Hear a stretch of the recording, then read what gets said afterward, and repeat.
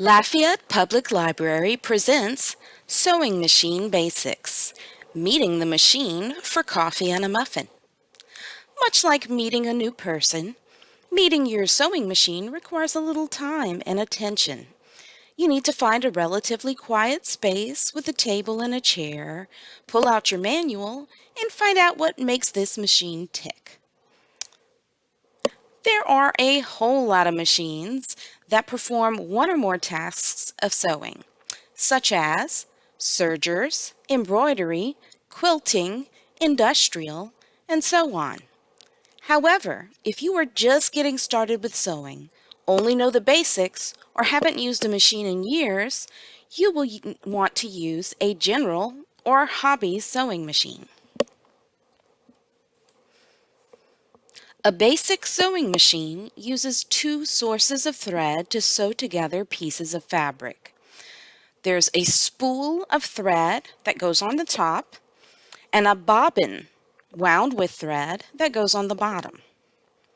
The features of a basic sewing machine are a place for a spool of thread, a mechanism for guiding thread through the machine's parts, a place for a bobbin, a mechanism for winding bobbin with thread, a hand wheel for adjusting the needle's height, presser foot for holding fabric in place for stitching, a feed dog which moves the fabric under the pressure foot, thread tension dial to hold the thread taut, a stitch selector dial to select what type of stitch you need to use, a clamp for holding the needle in place, a lever for raising and lowering the needle and presser foot, and a foot control pedal so that you can run the machine while leaving both hands free to sew. These are pictures of three different brands of mechanical or manual sewing machines. They are called this because they use a series of gears and belts powered by electricity to sew. They are not computerized and so are quite budget friendly. However, that also gives them less helpful features they can provide.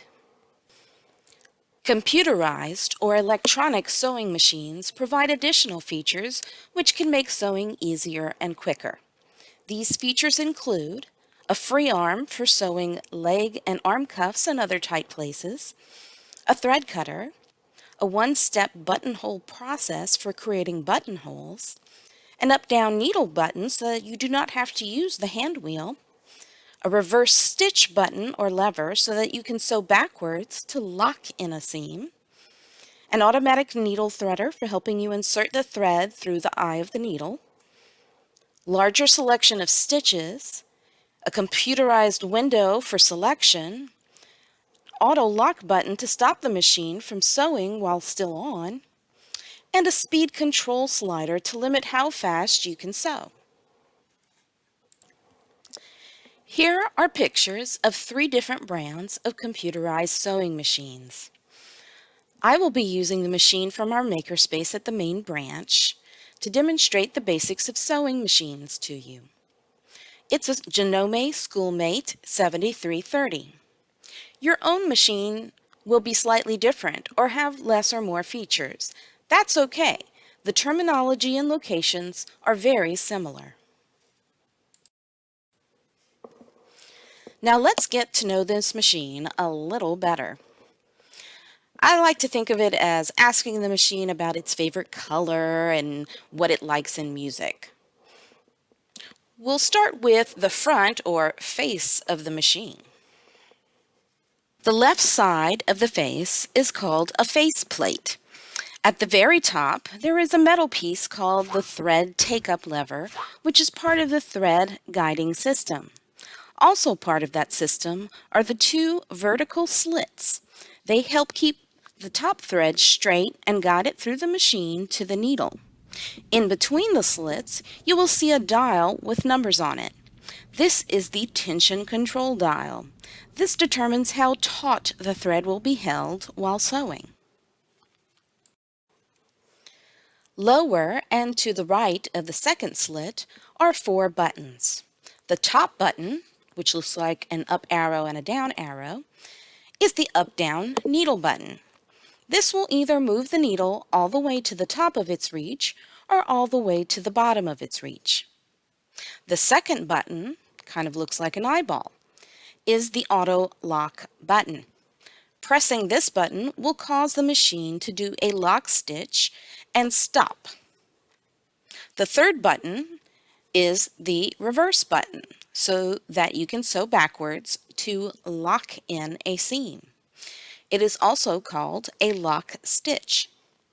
The final button is the start or stop button, which will completely stop the machine from running without turning it off. Opening the faceplate exposes a rounded piece with a black lever attached. It has the numbers 0 through 3. This is called the presser foot pressure adjusting lever.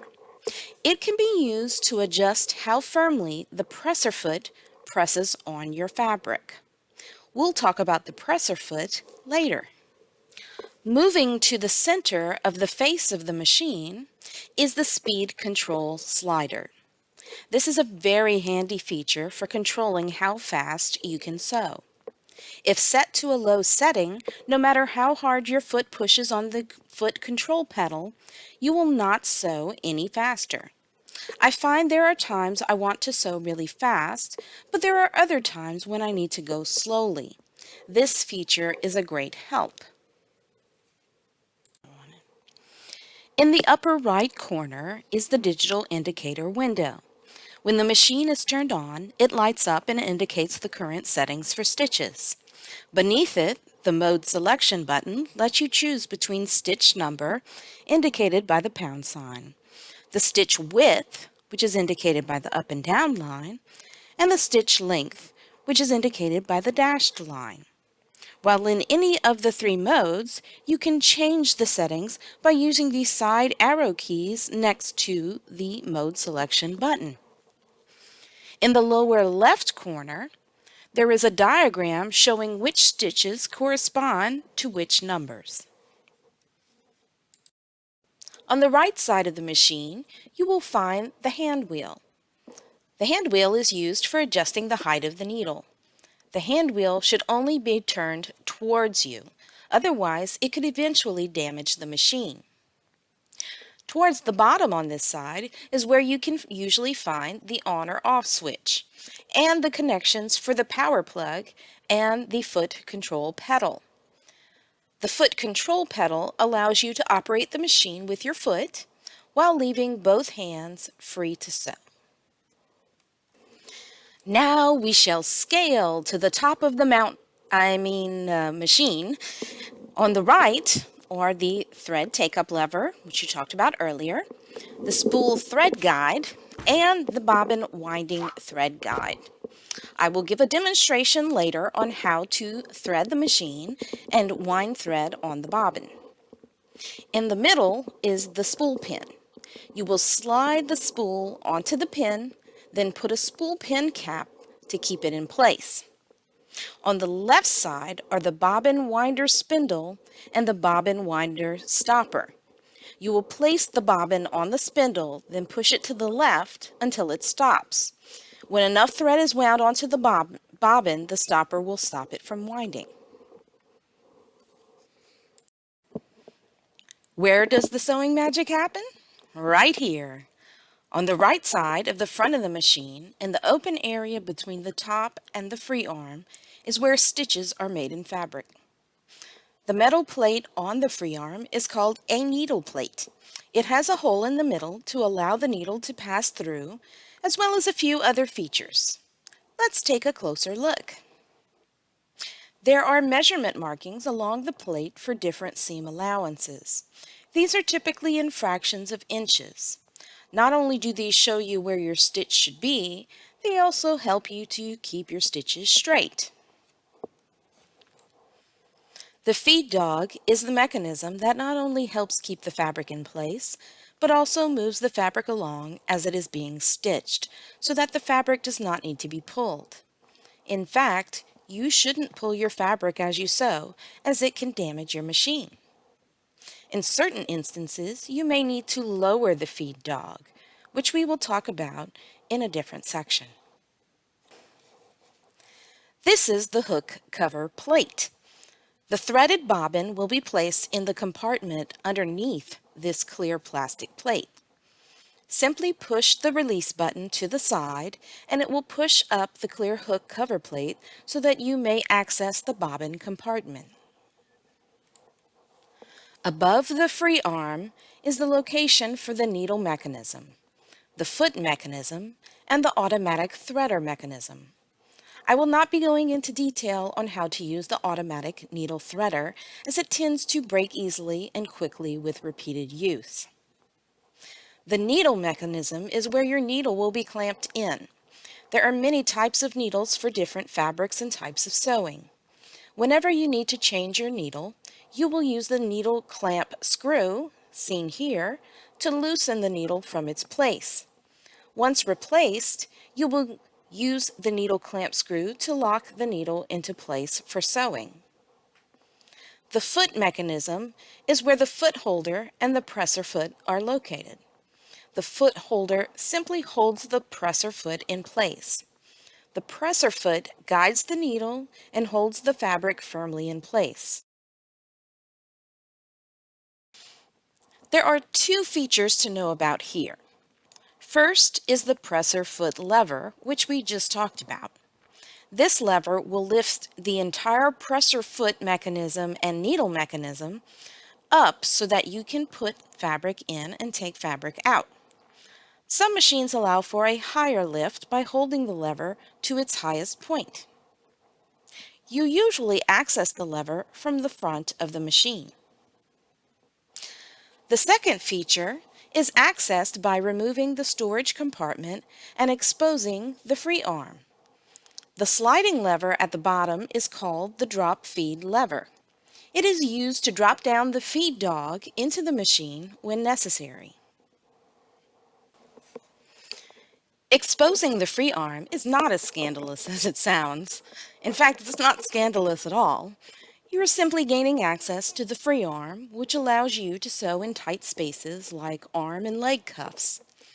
You are also revealing the storage compartment. This compartment slides off and on. It contains whatever accessories come with the machine, usually in a plastic bag. Common accessories include one or more all-purpose needles, one or more small screwdrivers, several types of presser feet such as a zipper foot, a buttonhole foot, and a satin stitch foot, a finger guard, an extra spool pin, spool holders, both large and small, and possibly a circle of felt for the spool pin. This concludes the first video in the Sewing Basics series. Please stay tuned for additional videos on topics such as threading your machine, winding your bobbin, and other basic sewing techniques. Happy sewing!